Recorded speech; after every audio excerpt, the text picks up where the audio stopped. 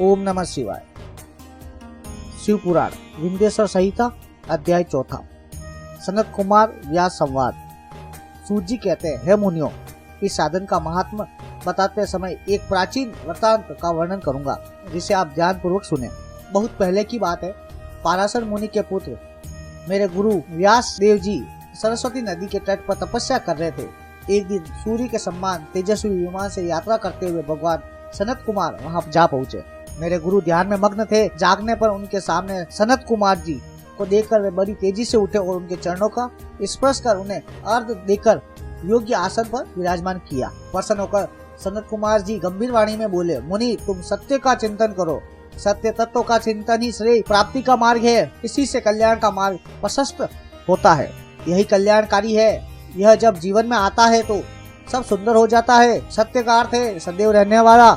इस काल का कोई प्रभाव नहीं पड़ता। यह सदा एक सम्मान रहता है। सनत कुमार जी ने महर्षि व्यास को आगे समझाते हुए कहा, महर्षि, सत्य पदार्थ भगवान शिव ही है।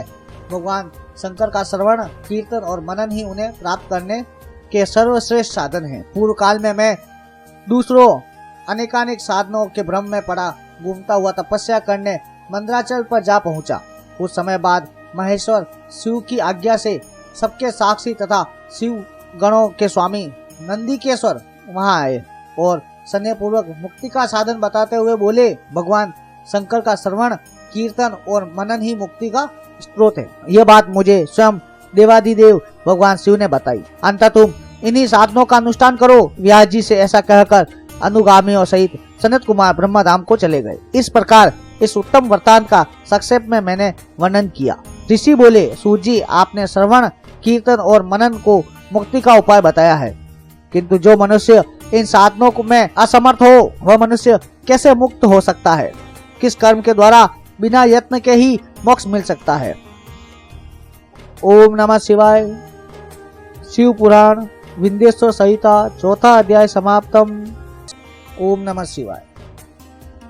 शिव पुराण विंध्येश्वर संहिता अध्याय 4। सनत कुमार व्यास संवाद। सूत जी कहते हैं, हे मुनियों, इस साधन का महात्म बताते समय एक प्राचीन वृत्तांत का वर्णन करूंगा, जिसे आप ध्यान पूर्वक सुने। बहुत पहले की बात है। पाराशर मुनि के पुत्र मेरे गुरु व्यास देव जी सरस्वती नदी के तट पर तपस्या कर रहे थे। एक दिन सूर्य के समान तेजस्वी विमान से यात्रा करते हुए भगवान सनत कुमार वहां जा पहुंचे। मेरे गुरु ध्यान में मग्न थे। जागने पर उनके सामने सनत कुमार जी को देखकर वे बड़ी तेजी से उठे और उनके चरणों का स्पर्श कर उन्हें अर्घ देकर योग्य आसन पर विराजमान किया। प्रसन्न होकर सनत कुमार जी गंभीर वाणी में बोले, मुनि, तुम सत्य का चिंतन करो। सत्य तत्व का चिंतन ही श्रेय प्राप्ति का मार्ग है। इसी से कल्याण का मार्ग प्रशस्त होता है। यही कल्याणकारी है। यह जब जीवन में आता है तो सब सुंदर हो जाता है। सत्य का अर्थ है सदैव रहने वाला। इस काल का कोई प्रभाव नहीं पड़ता। यह सदा एक सम्मान रहता है। सनत कुमार जी ने महर्षि व्यास को आगे समझाते हुए कहा, महर्षि, सत्य पदार्थ भगवान शिव ही है। भगवान शंकर का श्रवण, कीर्तन और मनन ही उन्हें प्राप्त करने के सर्वश्रेष्ठ साधन हैं। पूर्व काल में मैं दूसरों अनेकानेक साधनों के भ्रम में पड़ा घूमता हुआ तपस्या करने मंद्राचल पर जा पहुंचा।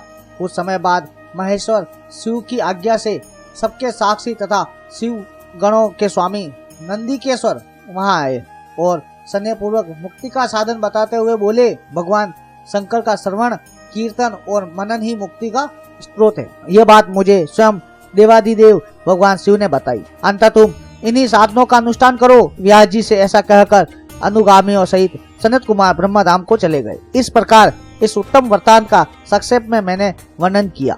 ऋषि बोले, सूत जी, आपने श्रवण, कीर्तन और मनन को मुक्ति का उपाय बताया है, किंतु जो मनुष्य इन साधनों में असमर्थ हो, वह मनुष्य कैसे मुक्त हो सकता है? किस कर्म के द्वारा बिना यत्न के ही मोक्ष मिल सकता है? ओम नमः शिवाय। शिव पुराण विंध्येश्वर संहिता 4 अध्याय समाप्तम।